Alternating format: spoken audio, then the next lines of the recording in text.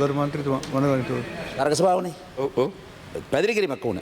මොකද ඔබතුමාගේ කතාවෙන් ආගෙන හිටියා. එතන ඔබතුමා කිව්වා බරපතල ප්‍රකාශනය විපක්ෂයට සිදු වෙනවා ආර්ථික අස්ථාවර කිරීමේ ඉලක්ක කරගෙන. ඒ ප්‍රකාශනය කරේ කවුද කියලා කිව්වේ නැද්ද කමන්නේ. මොකද ප්‍රකාශන කරලා පැදිලි කරන්න ජනාධිපති මෙහෙම කිව්වොත් ආණ්ඩුව අපේක්ෂා කරන මේ අවුරුද්දේ මෙච්චර ආදායමක් ඔය ආදායම ලැබෙන්නේ නැහැ. ආණ්ඩුව අපේක්ෂා කරන තන වාහන වෙළඳපොළ විවෘත කිරීම මෙච්චර ආදායමක් ඔය ආදායම ලැබෙන්නෙත් නැහැ කියලා කිව්වනේ. හරිද? තේරුණාද? කිව්වනේ. හරිද? හරිද? නෑ ඒකෙන් කියන්නේ මොකද්ද? ඒකෙන් කියන්නේ මොකද්ද? ඒකෙන් කියන්නේ අන් කවරක්වත් නෙවෙයි අවිනිශ්චිතතාවය නිර්මාණය කරන්නේ. අවිනිශ්චිතතාවය. ඔබට පළමු කොටම ප්‍රශ්න අහන්න. හරිද? ඒ වගේම ඔබ කිව්වා ආයෝජක එන්නේ ආයෝජක දාලා යනවා කියලා. මට කියන දාලා ගිහ එක්කෙනෙක්. ඔබ කිව්වේ නැද්ද එහෙම එකක්? ආයෝජක එන්නේ නැහැ ආයෝජක දාලා යනවා. මට කියන දාලා ගිහ එක්කෙනෙක්. දැන් නැගිටලා කියන්න.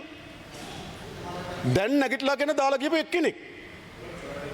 හැබැයි ඔයගොල්ලෝ ආයෝජකයට දෙන සංඥාව මොකද්ද? ලංකාවට ආයෝජක එන්න එපා ඉන්න අයත් දාලා යනවා. මට කියන්න එකක්. දැන් නැගිටලා කියන මෙන්න මේක ගියා කියලා. ඉක්මනට කියන්න. නෑ අස්ථාවරත්වය නිර්මාණය කරන්නේ මොකද්ද? ඉතින් අජිත් පීපරගෙන් අහන්න අදානි ඉන්න ඕනද යන්න ඕනද කියලා. ඔබතුමාගේ ප්‍රෙස් එක මම බැලුවා. 8.2.6ට අදානි ඉන්න බැහැ. තරඟකාරී ක්‍රමවේදයට අපේ සම්පත් සඳහා අනිවාර්යයෙන්ම අපි තරඟ කරලා හරි මිලකට තරංකාරී මිලකට සුළං සහ සූර්ය විදුලි ලබා ගත යුතුයි. ඒ ගැන සැකයක් නැහැ. 8.26 අදානි ඕනේ නැහැ. හැබැයි 5ට විතර දෙනවා නම් තරංකාරී මිලට එනවා නම් ගැටලුවක් නැහැ. හරි අන්න ඒ සඳහා අපි අවශ්‍ය තරංකාරී ක්‍රමවේදය හදාගමු. ඒක තමයි හදන ක්‍රමය. ඒක තමයි අපි දින ස්ථාවරේ. ඕක තමයි ස්ථාවරේ. ඕක තමයි ස්ථාවරේ. හර්ෂ. ඕක තමයි ස්ථාවරේ.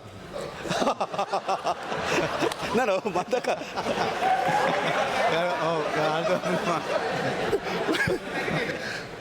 ඒක තමයි අපේ ස්ථාවරයක්. නෑ නෑ. ඔබතුමාට මතක ඇති අපි තමයි ඉස්සෙල්ලම මේ තරගකාරීත්වය ගෙනාවේ කරු ජනාධිපතිතුමා. ඔබතුමායි අපි ඔක්කොම එක පැත්තේ ඉඳලා එකට කතා කරේ. ඕකට ජනාධිපතිතුමා ඕකනේ කතා කරේ. හරි. නෑ. දැන් බොහොම ස්තුතියි හර්ෂ මන්ත්‍රීතුමා. හැබැයි ඔබතුමාට අදානි සමාගමෙන් නිවේදනය ආපු හැටි පොඩි කලබල වීමක් වුණා එහෙනම්. කලබල වෙලා කිව්වා මේ ව්‍යාපෘතිය ගියා තව කවුද ඉන්නේ කියලා මම දැක්ක ඔබතුමාගේ කාඩ් එකක් මං ගාව තියෙනවා. හරිද? මේක ගියා ආයේ කවුද එයිද ඩොලර් බිලියනක ව්‍යාපෘතිය බිලියනකුත් නෑ එතන හොඳේ.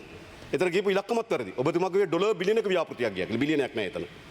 හරිද? 900කුත් නෑ. හරිද? තව ලන්සු තියන්න පුළුවන්. හරිද?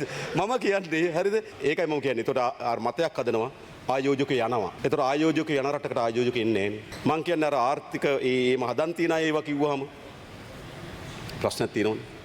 එනිසා ඉතා පැහැදිලි ඒවා. හරි නේද මනෝගණිස් මතුව. හරි රයිට්.